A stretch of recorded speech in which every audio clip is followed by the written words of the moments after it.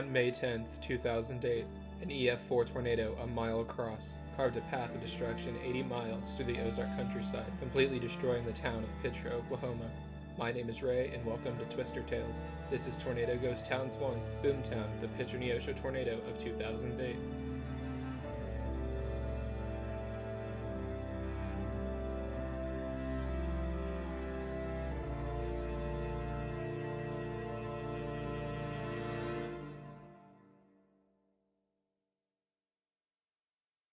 The town of Picher, Oklahoma is located about 20 miles west-southwest of Joplin, Missouri, in the far northeast corner of Oklahoma. The area where the city was located resides within the Quapaw Nation land. In the late 1800s, deposits of lead and zinc were found. People began moving to that area, and shortly after, the city of Picher, Oklahoma would be founded.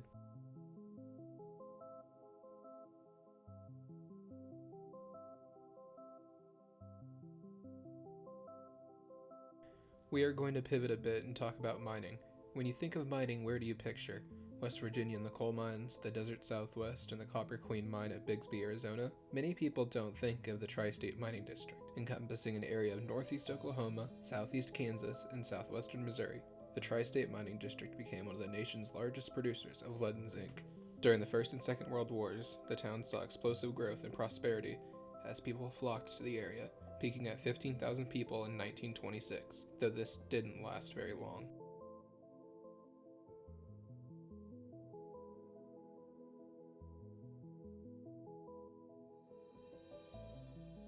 Around 1960, the mining companies left, and with that, most of the jobs left with them. Many people left Picher to pursue a better life.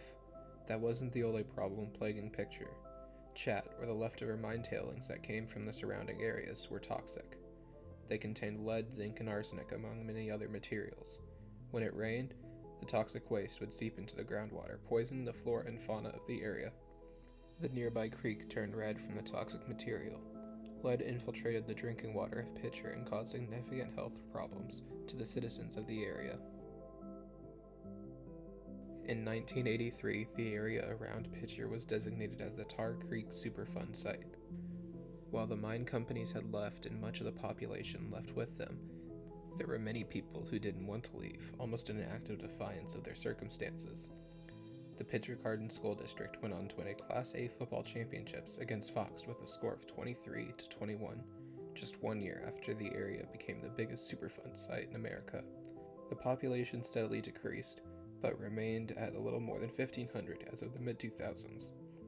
Almost nothing could split the people from their dearly held town. Almost.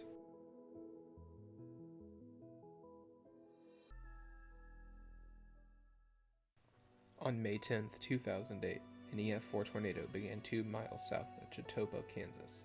It moved in an east-southeast direction towards the decaying mining town. It struck the southern portion of the city at peak EF4 intensity, destroying 20 city blocks.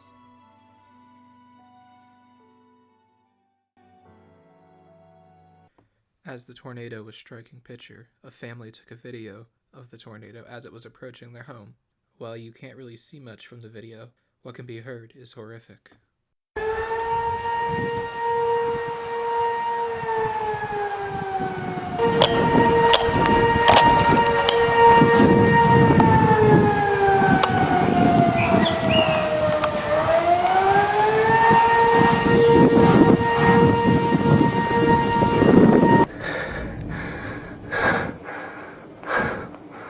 Oh my gosh.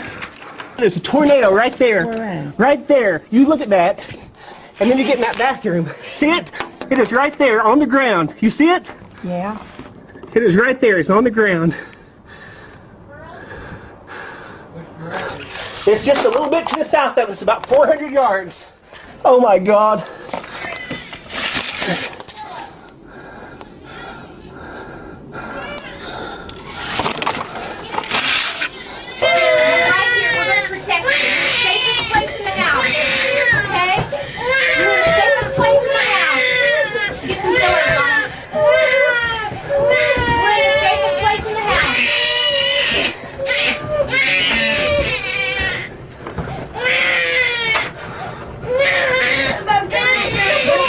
They're fine.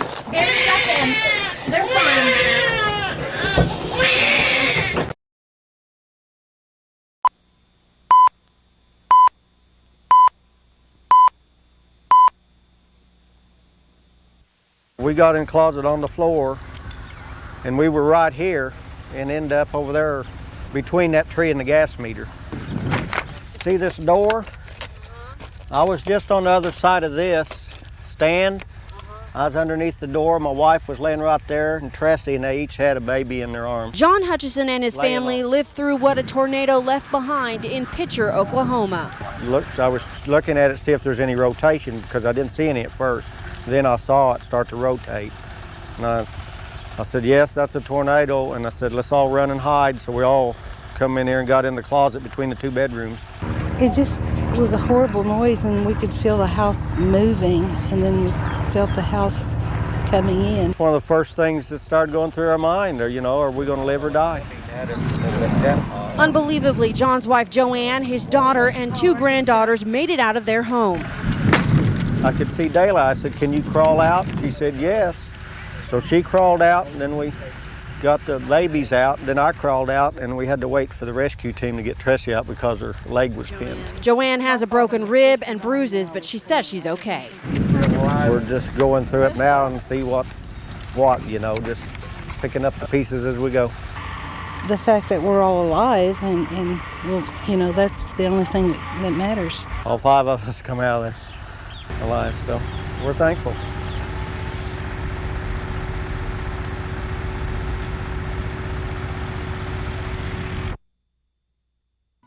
It killed 8 in Picher proper before moving on to the next area.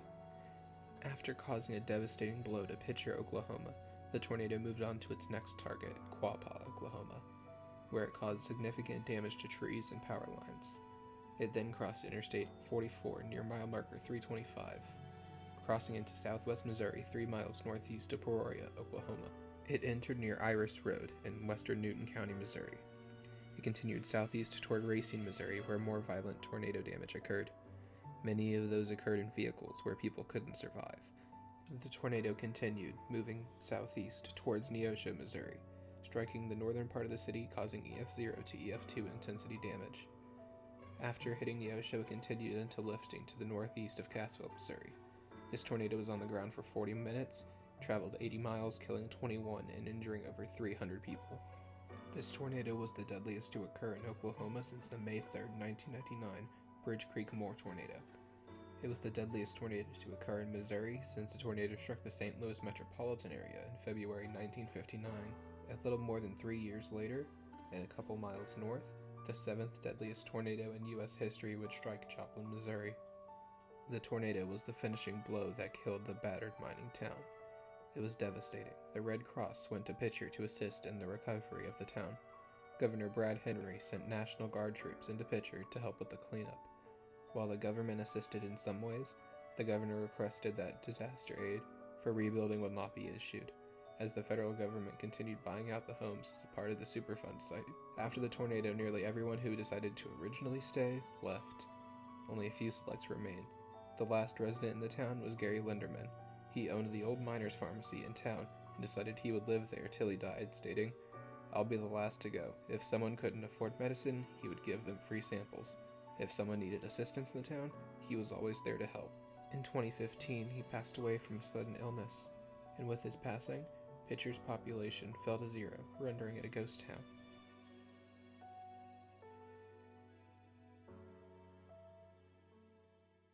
The story of Picher is one of mismanagement and greed, from those who stole the land from the indigenous people of the area, to those who mismanaged the mines, and finally the government officials for not helping the townsfolk in their time of need.